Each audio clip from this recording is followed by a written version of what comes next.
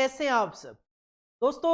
हमारा management accounting में chapter number 1 चल रहा है ओवरव्यू ऑफ कॉस्ट, और ओवरव्यू ऑफ कॉस्ट के चैप्टर में हम डिस्कस कर रहे हैं डिटेल में एलिमेंट ऑफ कॉस्ट।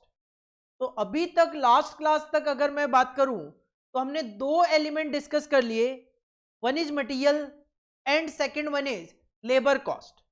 तो तीसरा जो एलिमेंट आता है हमारा दैट इज एक्सपेंसेस। थर्ड जो एलिमेंट ऑफ कॉस्ट आता है हमारा दैट इज एक्सपेंसेस। एक्सपेंसेस क्या होते हैं?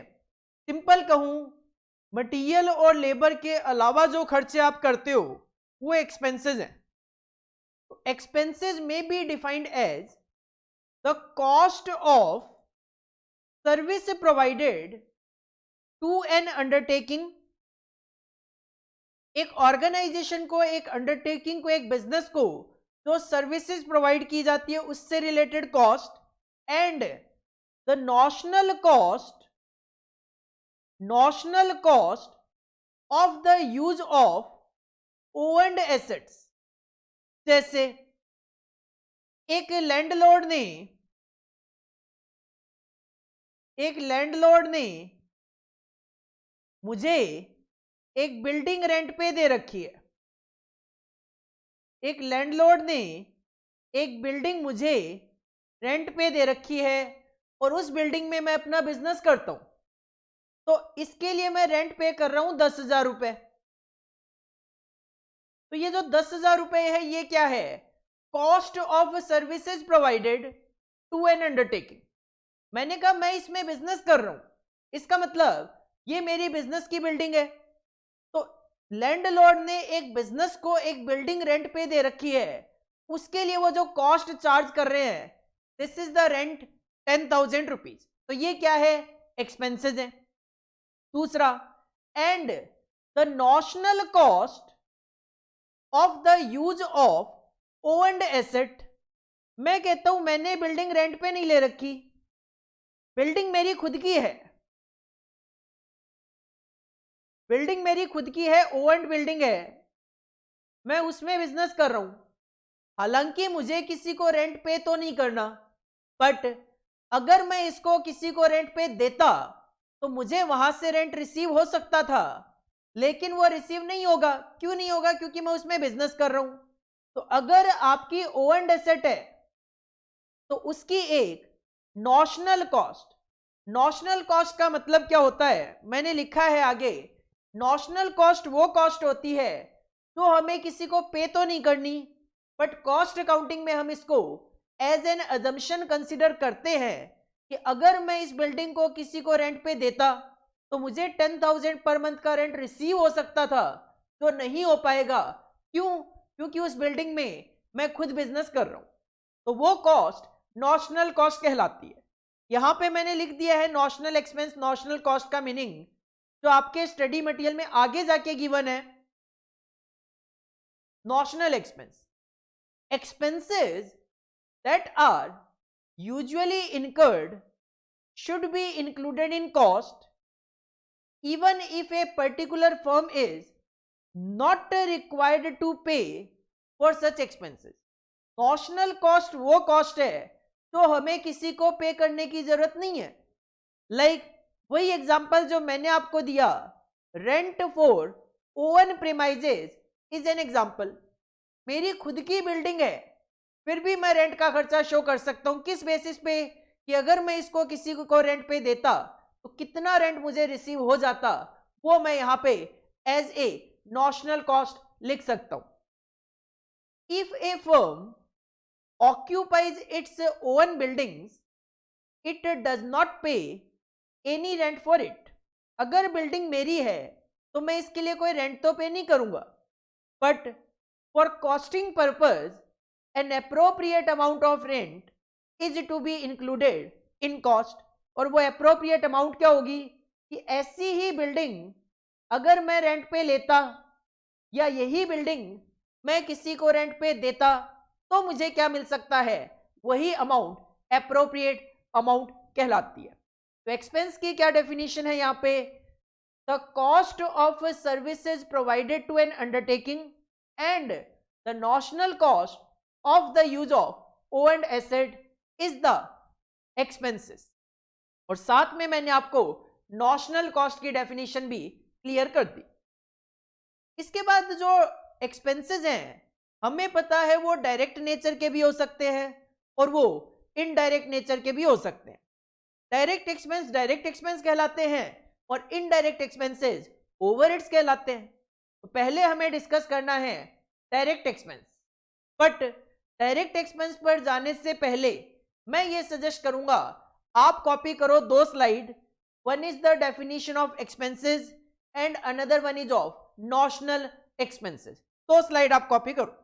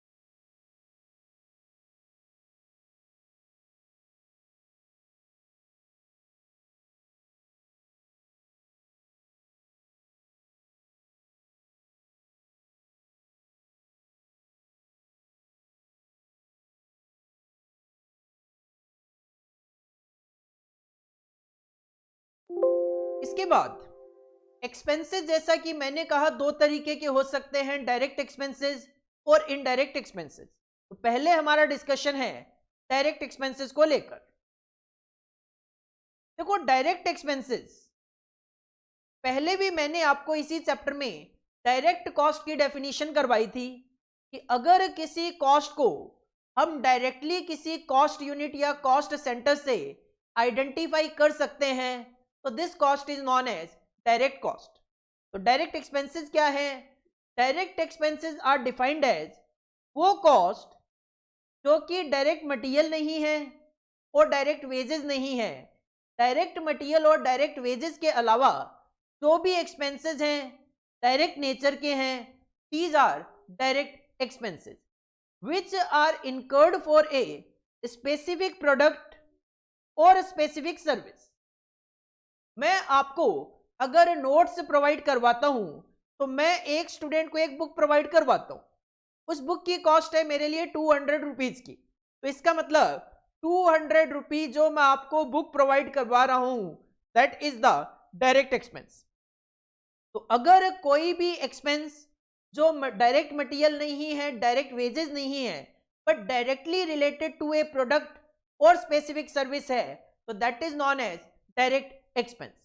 फॉर एग्जांपल यहां पे कुछ एग्जांपल्स गिवन है डायरेक्ट एक्सपेंसेस के जो आपको याद करने हैं, क्योंकि हमारा पेपर है एमसीक्यू पैटर्न जिसमें ये एग्जांपल्स वगैरह काफी रेलिवेंट हो सकते हैं। पहला फर्स्ट एग्जांपल गिवन है royalties. If it is charge as a rate per unit. हाँ, रॉयल्टी आप कहते हो लमसम में चार्ज कर ली 10 लाख रुपए 20 लाख रुपए, वो नहीं। अगर रॉयल्टी पर यूनिट के बेसिस पे चार्ज की जा रही है कि मैं 100 बुक्स प्रिंट करूंगा तो मुझे 1 रुपए पर बुक प्रिंट 1 रुपए पर बुक रॉयल्टी देनी पड़ेगी, तो वो रॉयल्टी क्या कहलाएगी? डायरेक्ट एक्सपेंस कहलाएगी। आपने अकाउंट्स में सुना भी होगा, देखा भी होगा कि रॉयल्टी एक डायरेक्ट एक्सपेंस होता है। दूसरा higher charges of the plant if it is used for a specific job। किसी पर्टिकुलर जॉब को करने के लिए अगर आपने कोई प्लांट किराए पे लिया है तो उस प्लांट का जो किराया है वो उसी जॉब के लिए डायरेक्ट एक्सपेंस कहलाएगा। थर्ड पॉइंट, सब कॉन्ट्रैक्ट और outside work if jobs are sent out for some kind of special processing. जैसे मान लो एक गोल्ड स्मिथ है, एक सुनार है, मैं उसके पास जाता हूं और मैं कहता हूं कि मुझे एक हार बनवाना है, मुझे एक नेकलेस बनवाना है। अब उसने मुझसे ऑर्डर तो ले लिया, अब उस नेकलेस पे कोई डिजाइनिंग होनी है, वो डिजाइनिंग वो गोल्ड स्मिथ नहीं कर सकता, तो वो क्या करेगा, वो उस नेकलेस को बनाकर उस पर डिजाइनिंग के लिए बाहर काम करवाने के लिए भेजेगा। जब हम किसी प्रोडक्ट का कुछ पार्ट, कुछ जॉब बाहर करवाने के लिए भेजते हैं तो उसको बोला जाता है सब कॉन्ट्रैक्ट वर्क या फिर आउटसाइड वर्क। अब इस सब कॉन्ट्रैक्ट के लिए कुछ चार्जेस लगेंगे, डिजाइनिंग के चार्जेस लगेंगे 500 रुपए, 1000 रुपए। That will be the direct expense for the gold Smith. Gold Smith जब पे करेगा तो उसके लिए वो डायरेक्ट एक्सपेंसेस होंगे। Point number 4, freight. आपने अकाउंट्स में भी देखा होगा carries inward also known as freight inwards. This is also the direct expense. Point number 5, traveling, hotel and other incidental expenses incurred on a particular contract. किसी एक particular contract के लिए आपको ट्रेवलिंग करनी पड़ रही है, होटल वगैरह का खर्चा करना पड़ रहा है, तो उस कॉन्ट्रैक्ट के लिए वो ट्रेवलिंग और होटल का खर्चा डायरेक्ट एक्सपेंस कहलाएगा। Point number 6, cost of making a design और pattern for a specific job. कोई हमें काम करके देना है, कोई स्पेसिफिक जॉब करके देनी है, उसकी डिजाइनिंग पे जो खर्चा होगा, उसकी पैटर्न पे जो खर्चा होगा, that is also the direct expense for the job. और पॉइंट नंबर 7 जो एग्जाम्पल है, cost of any special process not forming part of the normal manufacture like water proofing for canvas cloth. एक canvas है, मतलब area है, इस area का ये जो क्लोथ है उस पे आपको वाटर प्रूफिंग करवानी है, और ये कोई नॉर्मल मैन्युफैक्चरिंग नहीं है, ये हम कोई स्पेशल प्रोसेस के लिए करवा रहे हैं। तो सिंपल सी बात है, अगर किसी स्पेशल प्रोसेस को आप करवा रहे हो तो वो खर्चा डायरेक्ट एक्सपेंस कहलाएगा उस पर्टिकुलर प्रोडक्ट के पॉइंट ऑफ व्यू से। अगर आप इस पे वाटर प्रूफिंग करवाते हो तो इस पे जो खर्च आएगा that will be the direct expense for that product only.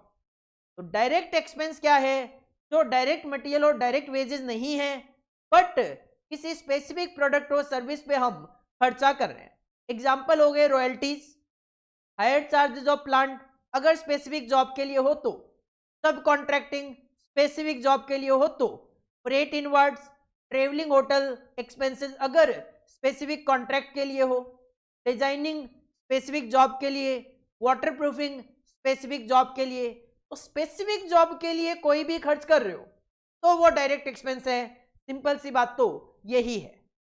Heading put करनी है आपको डायरेक्ट एक्सपेंस, और ये जो स्लाइड है meaning of direct expense with 7 examples आपको कॉपी करने हैं।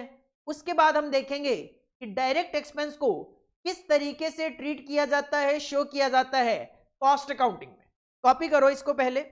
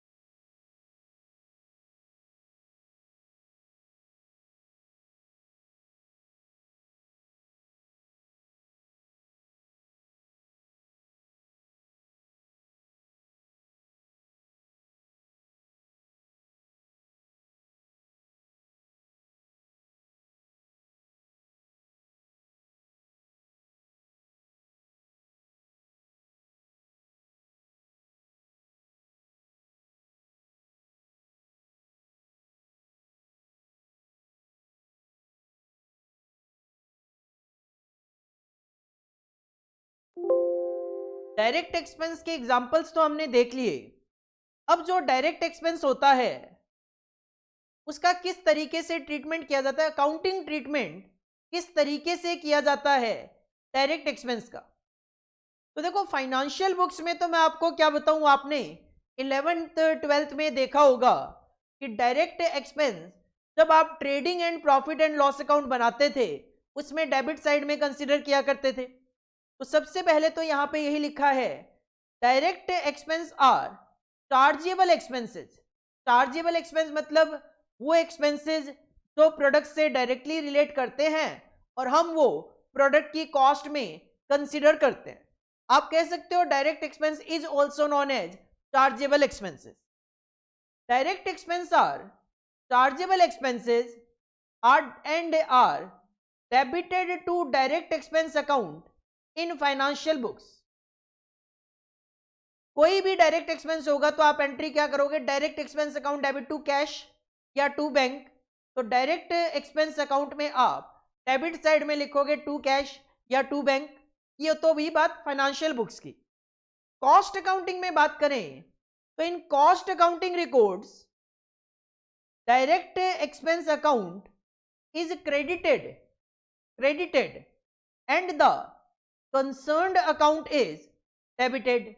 like अगर मैं कहता हूं कि आप खर्चा कर रहे हो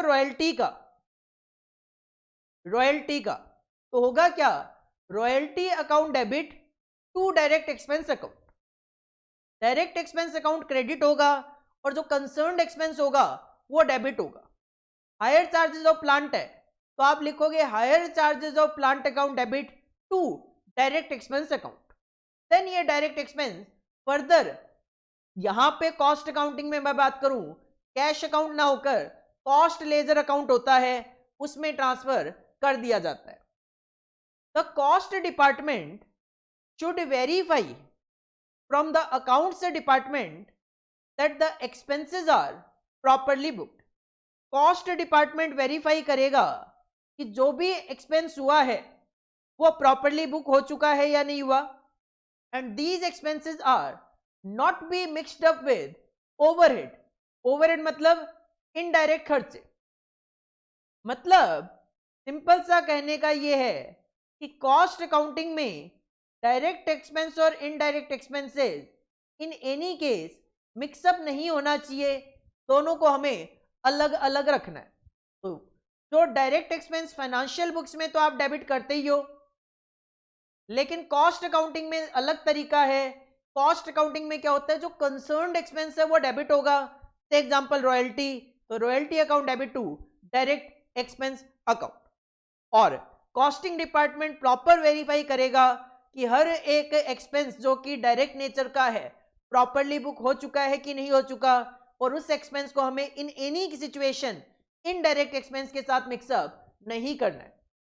ये जो डायरेक्ट एक्सपेंस है, नो डाउट डायरेक्ट एक्सपेंस का प्रोपोर्शन टोटल कॉस्ट में बहुत ज्यादा तो नहीं होता, लेकिन फिर भी खर्चा तो है, आपके प्रोडक्ट की टोटल कॉस्ट को तो अफेक्ट करेगा। तो हम इसको भी कंट्रोल करने की कोशिश तो करते हैं थोड़ा बहुत। कहते हैं items under this head are few. जो हमने 6-7 एक्सपेंसेस देखे, कम ही एक्सपेंसेस कवर्ड होते हैं इसमें। They form a small part of the total cost. Total cost में मटेरियल और वेजेस का जो हाई प्रपोर्शन होता है, वैसे डायरेक्ट एक्सपेंसेस का हाई प्रपोर्शन कवर नहीं होता, एक स्मॉल पार्ट कवर होता है। Such cost are controlled by fixing some standards. तो हम डायरेक्ट एक्सपेंस की कॉस्ट को कंट्रोल कर सकते हैं। एक स्टैंडर्ड फिक्स कर लो कि इतने अमाउंट से ज्यादा डायरेक्ट एक्सपेंस नहीं होने चाहिए, देन आप वहां तक उस कॉस्ट को कंट्रोल करने की कोशिश कर सकते हो। The actual should be compared with these standard. जब एक्चुअल खर्चे हो जाएं तो आप अपने स्टैंडर्ड डायरेक्ट एक्सपेंस को एक्चुअल डायरेक्ट एक्सपेंस के साथ कंपेयर कर लो कि एक्चुअल में खर्चा ज्यादा आया कि कम आया, and the causes of variation. और अगर खर्चा ज्यादा आया या कम आया, जो भी वेरिएशन है, जो भी डेविएशंस हैं, if any may be ascertained and necessary corrective action should be taken। और सिंपल सी बात है, अगर आपका एक्चुअल खर्चा ज्यादा है तो आप करेक्टिव एक्शन लो कि किस तरीके से हम उन खर्चों को कम कर सकते हैं, या फिर फ्यूचर में अपने स्टैंडर्ड्स को आपने रिवाइज करना पड़ेगा। तो कंट्रोल ऑफ डायरेक्ट एक्सपेंस में ज्यादा कुछ नहीं है, सिंपल एक छोटा पार्ट होता है टोटल कॉस्ट में, तो स्टैंडर्ड सेट कर लो, एक्चुअल खर्चों को स्टैंडर्ड के साथ कंपेयर कर लो, अकॉर्डिंगली उसके अगेंस्ट जो भी आपको करेक्टिव एक्शन लेने हैं वो आप ले सकते हो। हेडिंग पुट करो accounting treatment of direct expense. 2 slide आपने कॉपी करनी है, accounting treatment of direct expense and control of direct expense, ये 2 स्लाइड कॉपी करो।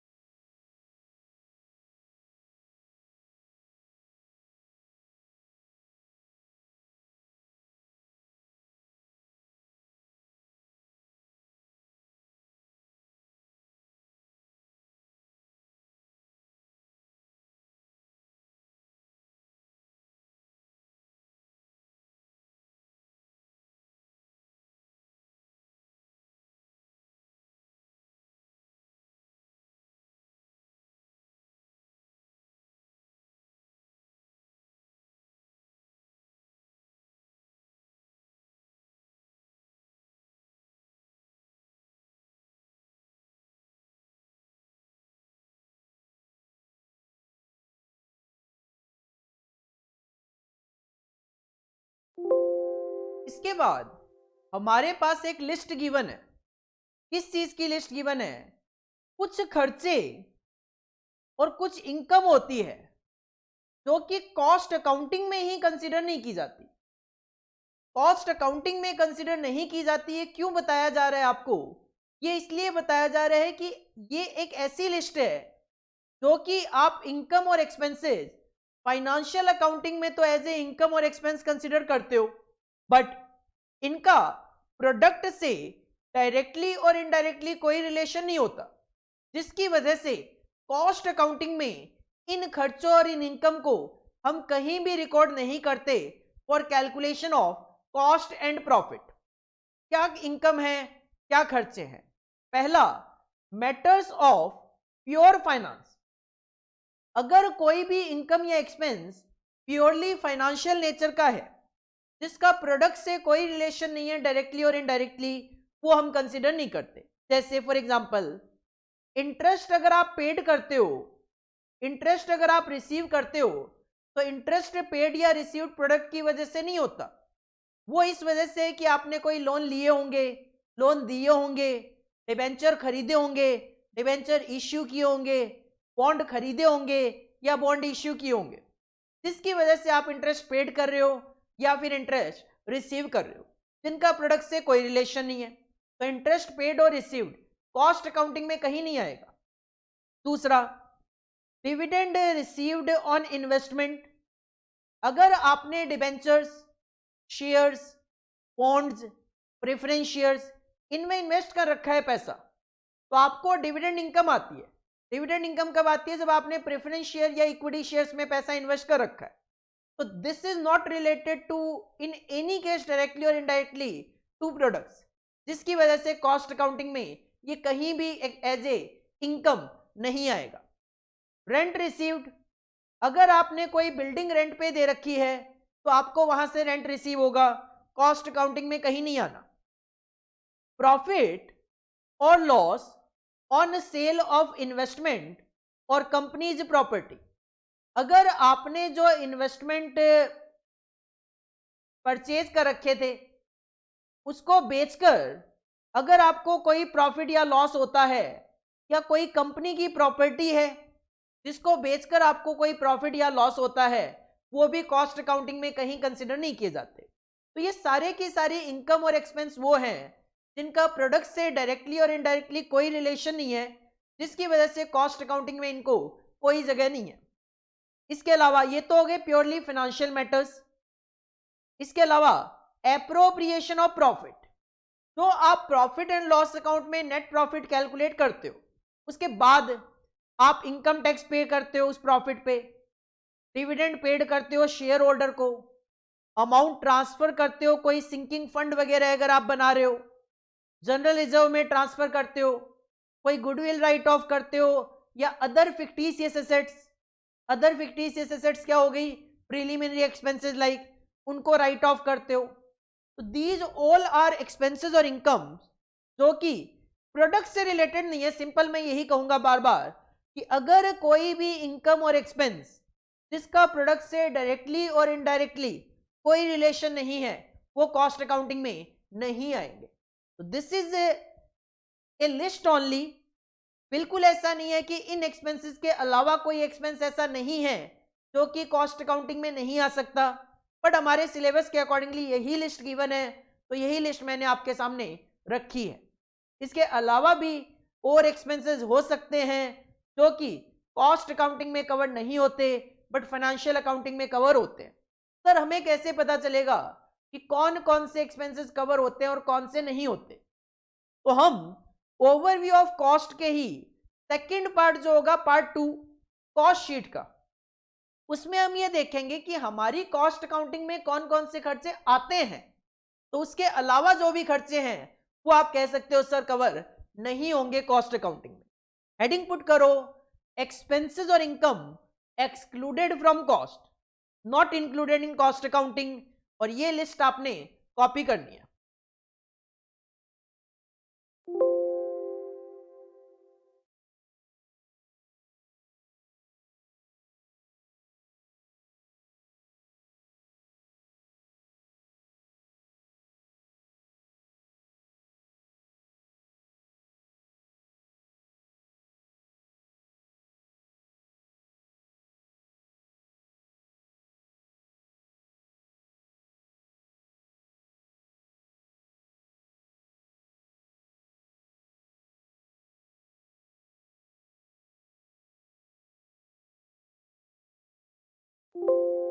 एलिमेंट ऑफ कॉस्ट में हमने direct material that is material cost discuss कर लिया, लेबर कॉस्ट डिस्कस कर लिया, एक्सपेंसेस में हमने डायरेक्ट एक्सपेंस डिस्कस कर लिए, साथ में ये भी देख लिया कौन कौन सी इनकम और एक्सपेंस कॉस्ट अकाउंटिंग में नहीं आते।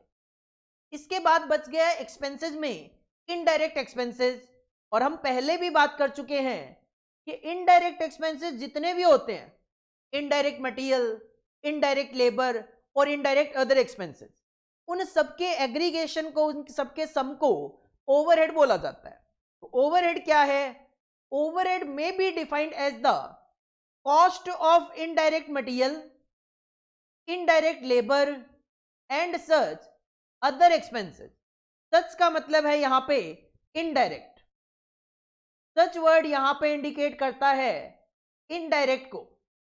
तो indirect material, indirect labor, indirect other expenses, including services which cannot be conveniently charged direct to specific cost center or cost unit. ऐसे कोई भी इनडायरेक्ट मटेरियल, इनडायरेक्ट लेबर या इनडायरेक्ट एक्सपेंस जो कि किसी specific cost centre that is department, और cost unit मतलब किसी प्रोडक्ट लोकेशन से रिलेट नहीं करते, वो ओवरहेड के खर्चे हैं। Indirect expenses or overheads are not associated with individual jobs or product. They represent the cost of the facilities required for carrying on the business या operation. Indirect expense या overhead के खर्चे वो खर्चे हैं जो किसी स्पेसिफिक जॉब या प्रोडक्ट से रिलेट नहीं करते। जैसे मैं मान लो इस बिल्डिंग का रेंट पे करता हूं 20,000 रुपए पर मंथ, 20,000 पर मंथ में इस बिल्डिंग का रेंट पे करता हूं। अब मैं यहाँ पे सीए स्टूडेंट्स के लिए भी क्लासेस रिकॉर्ड कर रहा हूँ, सीएमए स्टूडेंट्स के लिए भी क्लासेस रिकॉर्ड कर रहा हूँ, सीएस स्टूडेंट्स के लिए भी क्लासेस रिकॉर्ड कर रहा हूँ। तो अब ये बताना मेरे लिए मुश्किल है कि जो मैं 20,000 पर मंथ रेंट पे कर रहा हूँ, सीए स्टूडेंट के लिए कितना, सीएमए स्टूडेंट्स के लिए कितना और सीएस स्टूडेंट्स के लिए कितना। तो ये एक्सपेंस किसी इंडिविजुअल जॉब से रिलेटेड नहीं है। और ये एक्सपेंसेस होते क्या हैं, हमारा जो बिजनेस ऑपरेशन है उसको कैरी करने के लिए, उसको चलाने के लिए ये खर्चे हमें फैसिलिटी प्रोवाइड करवाते हैं, ये खर्चे जरूरी तो होते हैं।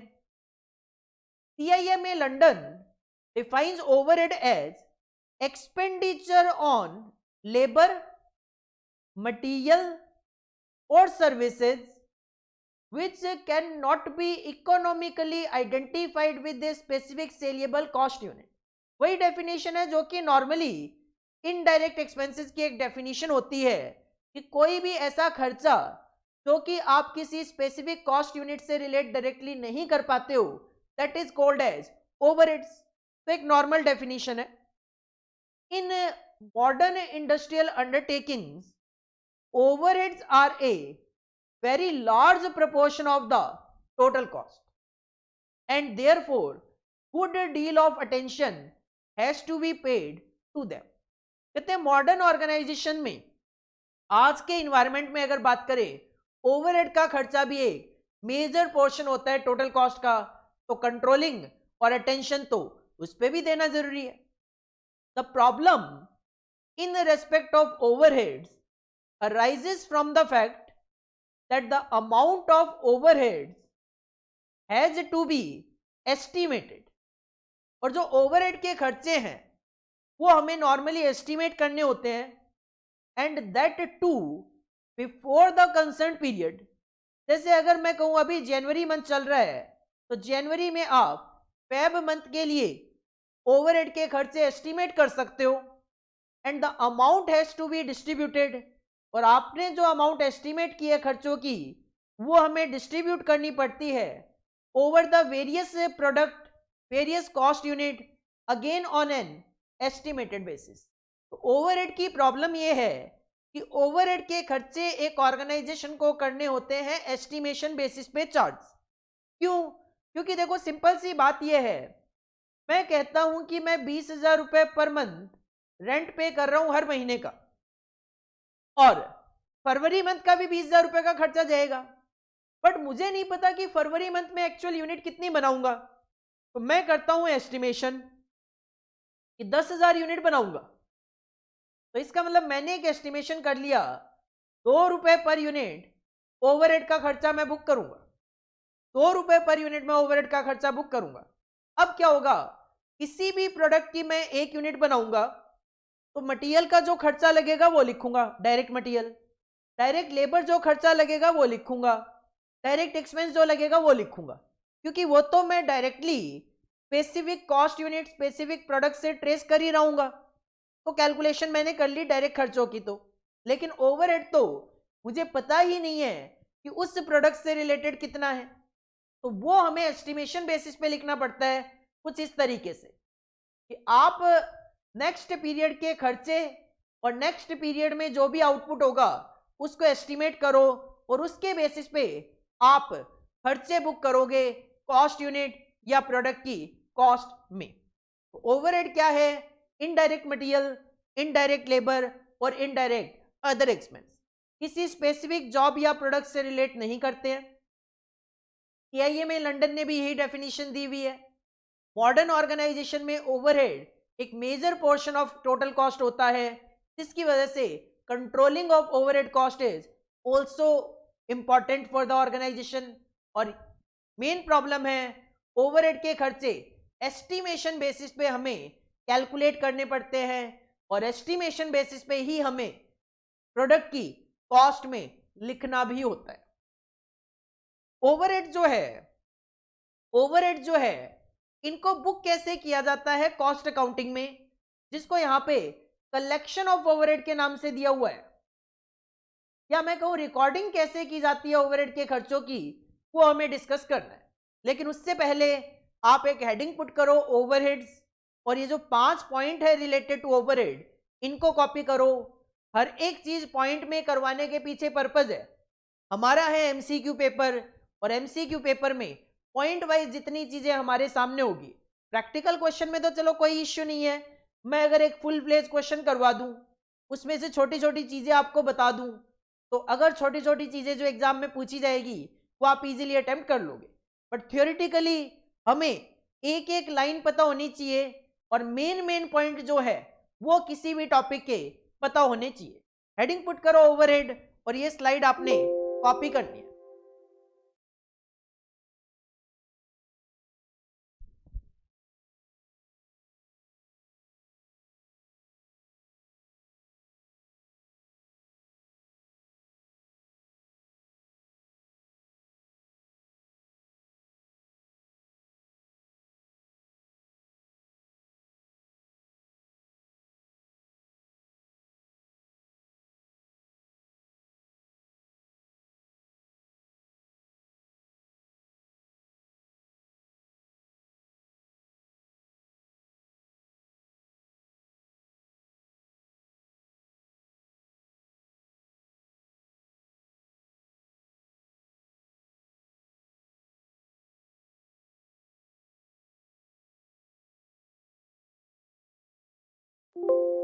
नेक्स्ट टॉपिक को नाम दिया गया है आपके स्टडी मैट के accordingly collection of overhead.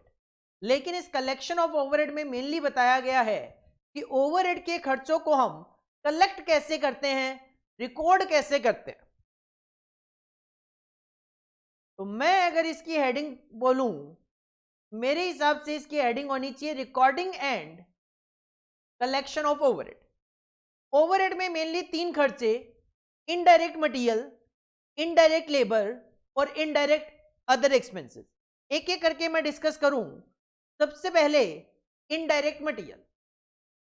Indirect material के जो खर्चे होते हैं that is originate in store requisition. Actual में होता क्या है, प्रोडक्शन डिपार्टमेंट को जब किसी इनडायरेक्ट मटेरियल की जरूरत होगी तो वो एक रिक्वेस्ट करेंगे स्टोर से कि हमें ये इनडायरेक्ट मटेरियल की जरूरत है।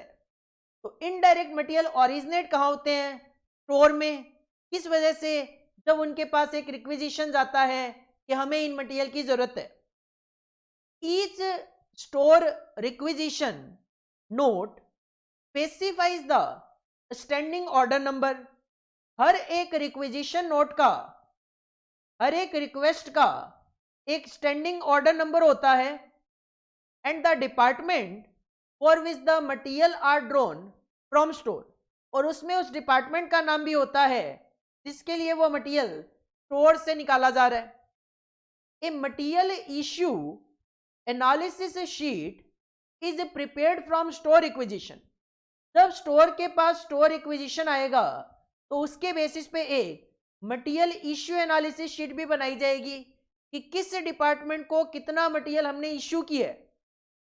And at the end of each month, जब महीना खत्म होगा, the total of these item is charge.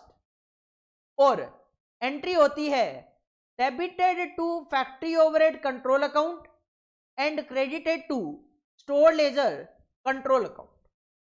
जो भी इनडायरेक्ट मटेरियल, इनडायरेक्ट लेबर और इनडायरेक्ट अदर एक्सपेंसेस के खर्चे होते हैं, और जब तक स्पेसिफिकली हमें नहीं पता होता कि ये ऑफिस से रिलेट करते हैं, सेलिंग से रिलेट करते हैं या फैक्ट्री से, तो वो हम हमेशा बुक करते हैं फैक्ट्री ओवरहेड में।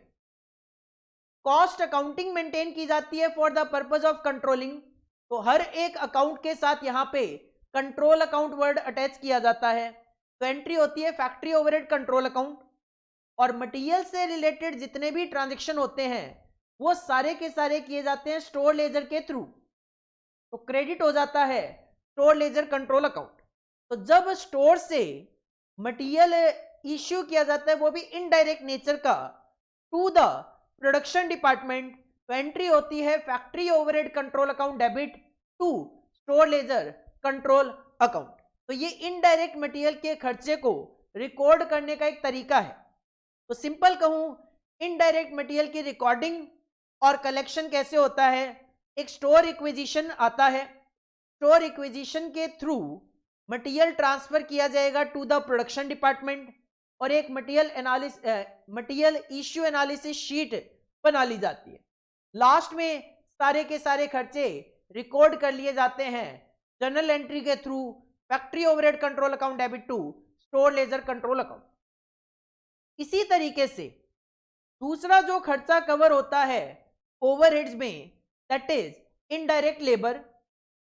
Indirect labour is obtained in the first place from the time cards and payroll. Time card आपको बताएगा कि किसी जॉब पे किस वर्कर ने कितने टाइम काम किया है, और पेरोल में सैलरी कैलकुलेट होती है, वेजेस कैलकुलेट होती है एक वर्कर की. तो इनडायरेक्ट लेबर आपको कहां से पता चलेगा? टाइम कार्ड और पेरोल से. Wages paid to workers against each standing order number can be obtained from the time tickets और जॉब कार्ड. जॉब कार्ड होता है जिसमें लिखा हुआ होता है कि इस जॉब पे किस किस वर्कर ने कितना कितने घंटे काम किया है. उसके बेसिस पे उस जॉब से रिलेटेड लेबर की कॉस्ट कैलकुलेट की जा सकती है. फ्रॉम द टाइम टिकट्स, जिसमें टाइम लिखा हुआ होगा, the wages analysis sheet is prepared. किस वर्कर ने कितने घंटे कहां पे काम किया है, उसके बेसिस पे एक वेजेस शीट बन जाएगी हर महीने, और eight the end of the month खर्चा रिकॉर्ड किया जाएगा. Factory overhead control account debit, क्योंकि सारे के सारे इनडायरेक्ट नेचर के खर्चे फैक्ट्री ओवरहेड के थ्रू हम करेंगे जब तक स्पेसिफिकली ना लिखा हुआ हो ये खर्चा ऑफिस का है या सेलिंग डिपार्टमेंट का है. तो factory overhead control account debit to खर्चा है वेजेस का, तो क्रेडिटेड टू वेजेस अकाउंट. आप इसको वेजेस कंट्रोल अकाउंट बोल सकते हो. इनडायरेक्ट लेबर की रिकॉर्डिंग हो जाती है. टाइम टिकट से आपको टाइम पता चल जाएगा, जॉब कार्ड से भी पता चल जाएगा. पेरोल का काम है वेजेस की कैलकुलेशन, वहां से वेजेस कॉस्ट पता चल जाएगी. At the end of the month entry हो जाएगी factory overhead control account debit to wages control account.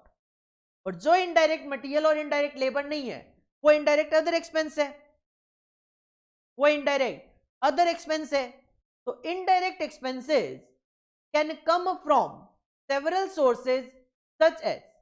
Indirect expense आपको कहां से पता चल सकते हैं?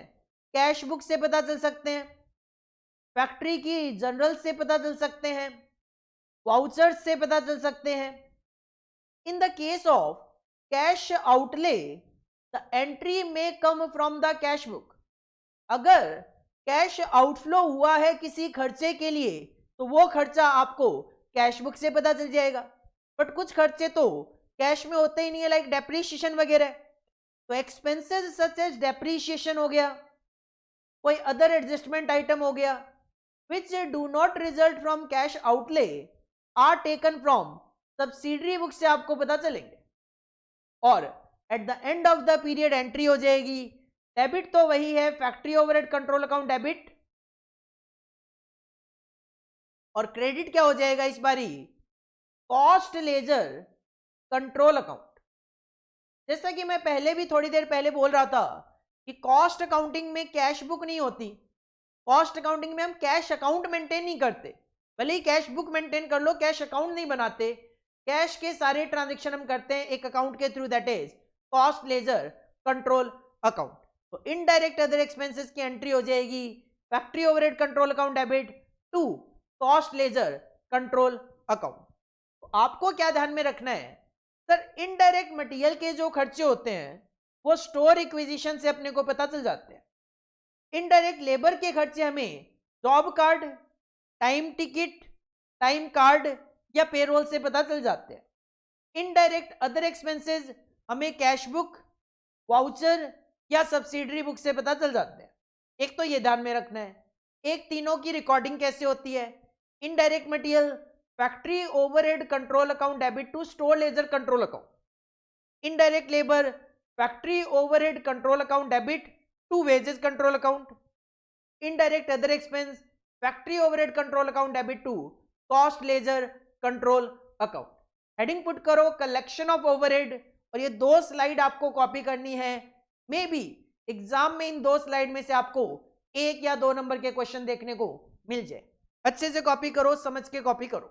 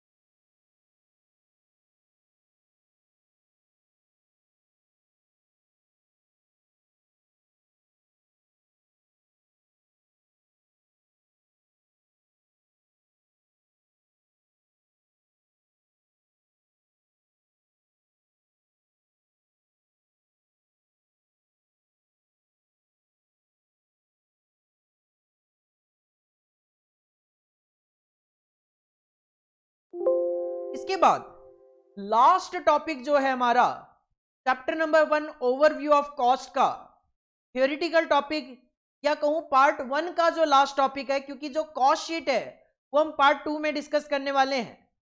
पार्ट 1 का लास्ट टॉपिक है क्लासिफिकेशन ऑफ ओवरहेड, और ये क्लासिफिकेशन ऑफ ओवरहेड हमारे लिए ज्यादा नया नहीं है। क्लासिफिकेशन ऑफ ओवरहेड का मतलब ओवरहेड को क्लासिफाई करना, ओवरहेड्स की ग्रुपिंग करना। कॉस्ट क्लासिफिकेशन की एक डेफिनेशन है, वो क्या है? Cost classification is the process of grouping cost according to their common characteristics and then establishing a series of special groups according to which cost have been classified। जैसे मैं कहता हूं सर खर्चा है रेंट, सर खर्चा है depreciation,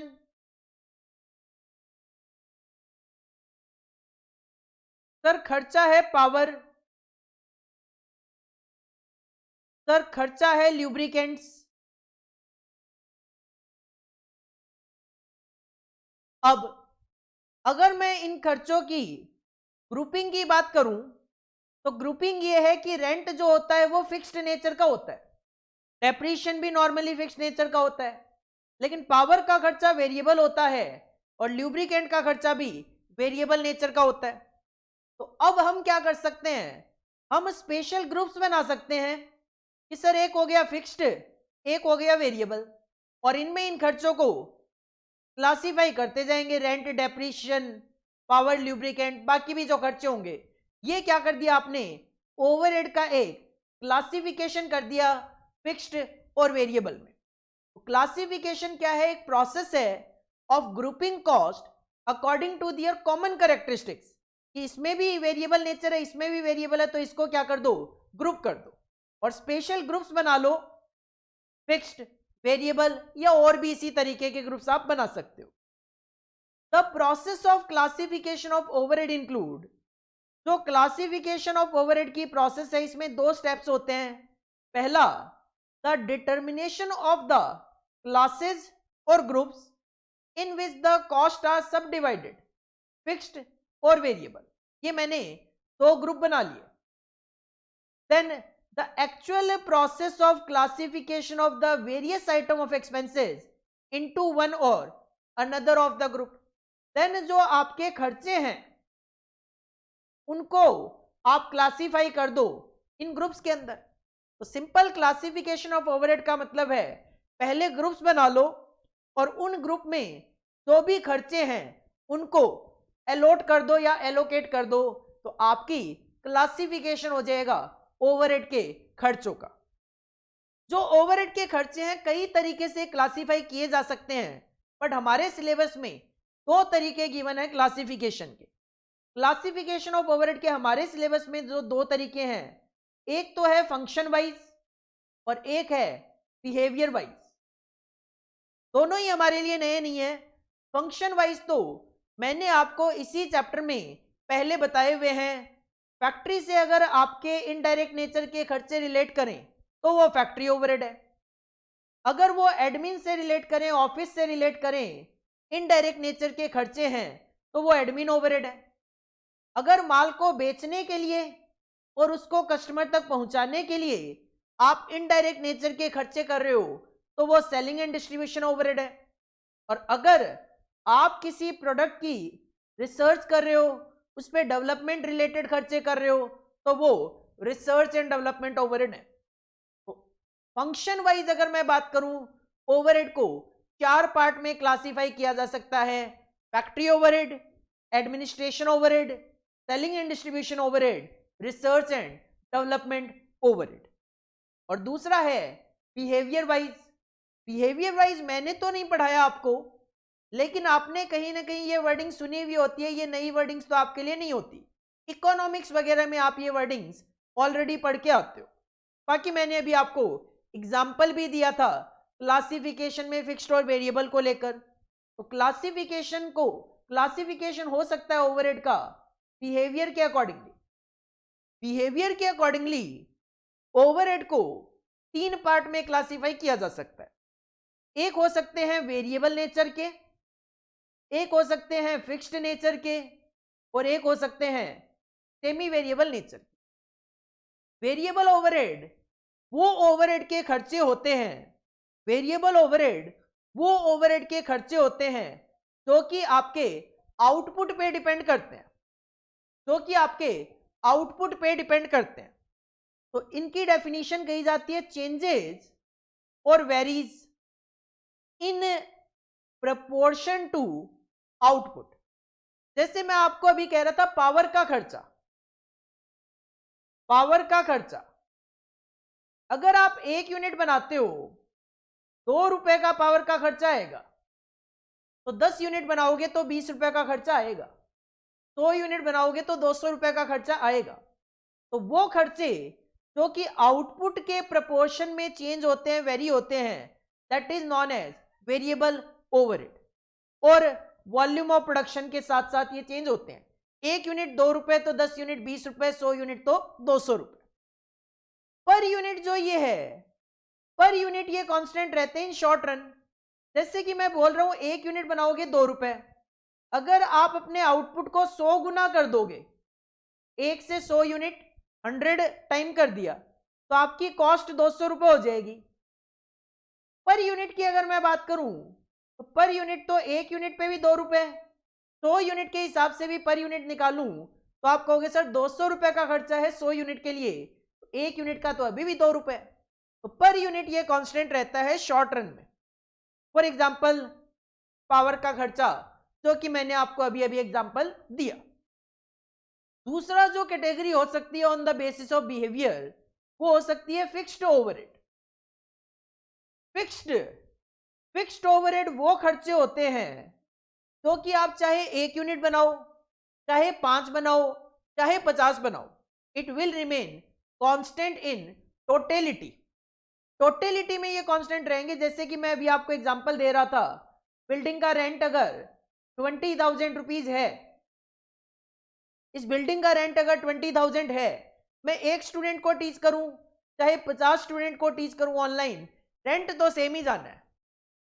तो definition क्या कही जाती है इसकी, कांस्टेंट रहेंगे for a given period of time, per month, per annum, इस तरीके से, irrespective of level of output. चाहे 1 यूनिट बनाऊं तो भी 20,000, 10 यूनिट बनाऊंगा तो भी 20,000। लेकिन पर यूनिट ये क्या कर जाएंगे, फ्लक्चुएट कर जाएंगे। कब? जब आपका लेवल ऑफ प्रोडक्शन में चेंज होंगे। अगर मैं आपको कहूं रेंट 20,000 है, 1 यूनिट बनाऊंगा तो ये कॉस्ट पड़ेगी 20,000 रुपए पर यूनिट। लेकिन अगर 100 यूनिट बनाऊंगा तो आप कहोगे सर खर्चा तो 20,000 ही है, 100 यूनिट के लिए है, तो फिर ये 200 रुपए पर यूनिट आना शुरू हो जाएगा। तो पर यूनिट ये फ्लक्चुएट कर जाता है जब आपका प्रोडक्शन लेवल चेंज होता है। फॉर एग्जांपल रेंट हो गया, डेप्रीशिएशन हो गई, सैलरीज हो गई। और थर्ड जो कैटेगरी है on the basis of behaviour, that is semi variable overhead. Actual में सेमी वेरिएबल क्या है, कॉम्बिनेशन होता है वेरिएबल और फिक्स नेचर। कुछ खर्चे ऐसे होते हैं जो एक सर्टेन एक्सटेंट तक फिक्स रहते हैं, लेकिन उसके बाद उनमें इंक्रीज शुरू हो जाता है, या एक लेवल के बाद इंक्रीज तो शुरू हो जाता है लेकिन उस प्रपोर्शन में शुरू नहीं होता जिस प्रपोर्शन में आप आउटपुट बढ़ा रहे हो। जैसे इलेक्ट्रिसिटी का बिल है, इलेक्ट्रिसिटी के बिल में नॉर्मली एक मिनिमम चार्ज होता है। अगर आप कुछ भी यूज नहीं करोगे तो से एग्जांपल मिनिमम चार्ज 100 रुपए है, तो वो 100 रुपए खर्चा तो आएगा ही आएगा। लेकिन अगर आप 1 यूनिट यूज करोगे, 1 से 100 यूनिट यूज करोगे तो 2 रुपए पर यूनिट, 101 से 400 यूज करोगे तो से एग्जांपल 3 रुपए पर यूनिट। कुछ इस तरीके से चलता है। तो इसमें क्या हो गया, 100 रुपए तो फिक्स हो गया, लेकिन इसके बाद के जो खर्चे हैं वो क्या हो जाते हैं, वेरिएबल नेचर के आ जाते हैं। तो वो खर्चे जो कि कॉम्बिनेशन होता है फिक्स्ड और वेरिएबल का, that is known as semi variable overhead. So it is a combination of variable and fixed overhead increase होगा, डिक्रीज होगा, लेकिन उस प्रपोर्शन में नहीं जिस प्रपोर्शन में आपका आउटपुट इंक्रीज या डिक्रीज होगा। फॉर एग्जांपल इलेक्ट्रिसिटी के खर्चे। इसी तरीके से अगर आप टेलीफोन का पोस्ट पेड बिल की बात करो तो टेलीफोन के पोस्ट पेड बिल में भी क्या होता है, जैसे मैं कहता हूं मेरा जो प्लान है वो है 299 का, इसमें मुझे 1000 कॉल्स फ्री मिलते हैं, 1000 एसएमएस फ्री मिलते हैं। अगर मैं एक कॉल करूंगा 1000 कॉल करूंगा, 10 एसएमएस करूं 1000 एसएमएस करूं, बिल 299 का आएगा। लेकिन अगर मैं इस लिमिट से ज्यादा कॉल यूज करूंगा या एसएमएस यूज करूंगा तो फिर आगे मेरा बिल 299 से ऊपर आएगा। अब मेरा टोटल बिल आ गया मान लो 350 का, तो जो 350 की अमाउंट है वो पूरी की पूरी फिक्स भी नहीं है, तो पूरी की पूरी वेरिएबल भी नहीं है।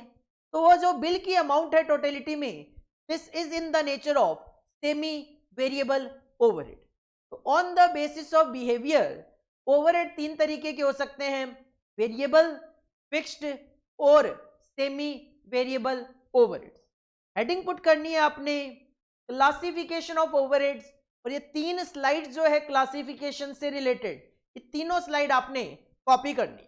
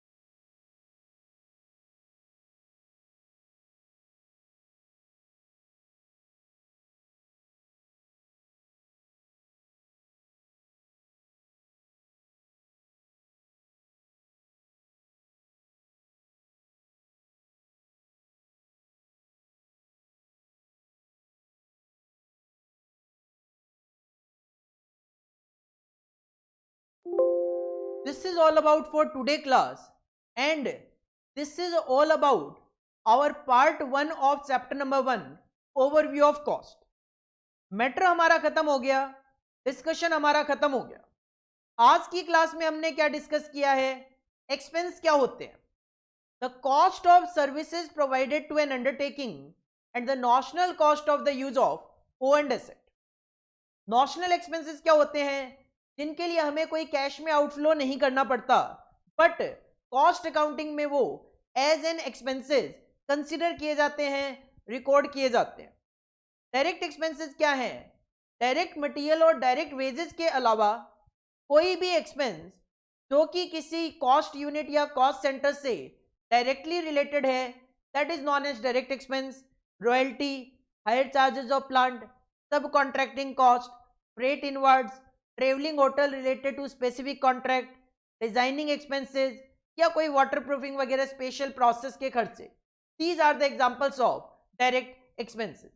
अकाउंटिंग ट्रीटमेंट क्या होता है, कॉस्ट अकाउंटिंग में मैं बात करूं तो जो भी खर्चा होगा वो डेबिट हो जाएगा टू डायरेक्ट एक्सपेंस अकाउंट हो जाएगा। लाइक अगर आप रॉयल्टी का खर्चा बुक कर रहे हो तो royalty account debit to direct expense account.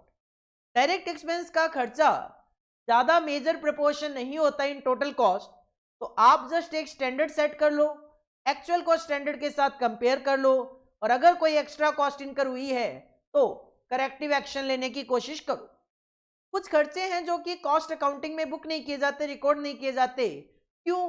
क्योंकि उनका प्रोडक्ट से डायरेक्टली और इनडायरेक्टली कोई रिलेशन नहीं होता। एक तो प्योरली फाइनेंशियल नेचर के खर्चे और एक एप्रोप्रिएशन ऑफ प्रॉफिट के खर्चे।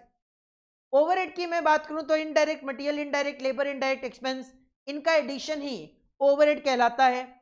इनडायरेक्ट मटेरियल की रिकॉर्डिंग होती है स्टोर इक्विजिशन के थ्रू। एंट्री होती है factory overhead control account debit to store ledger control account. Indirect labour की रिकॉर्डिंग होती है टिकट्स के through, time ticket, job card, payroll के थ्रू। और एंट्री होती है factory overhead control account debit to wages control account. और indirect other expenses book किए जाते हैं कैश बुक से या फिर वाउचर या सब्सिडरी बुक से। एंट्री होती है factory overhead control account debit to cost ledger control account. Classification of overhead दो तरीके से किया जा सकता है, फंक्शन वाइज और बिहेवियर वाइज। फंक्शन वाइज बात करें तो factory overhead, admin overhead, selling and distribution overhead, research and development overhead. और बिहेवियर वाइज तीन तरीके के, variable overhead, fixed overhead, semi variable overhead. तो यहां पे हमारा मैटर्स से रिलेटेड डिस्कशन खत्म होता है। नेक्स्ट क्लास में हम ये जो पार्ट 1 हमने किया है इस पे हम एमसीक्यू क्वेश्चंस डिस्कस करेंगे, जो भी बन सकते हैं 50, 70, 100 जितने भी क्वेश्चन बन सकते हैं इस पे एमसीक्यू पैटर्न के, वो हम एमसीक्यू पैटर्न डिस्कस करेंगे। तो आप नेक्स्ट वीडियो देखने से पहले, नेक्स्ट क्लास देखने से पहले अच्छे से इस चैप्टर को रिवाइज कर लो ताकि आप आंसर दे सको एमसीक्यू क्वेश्चंस के। Thank you, all the best.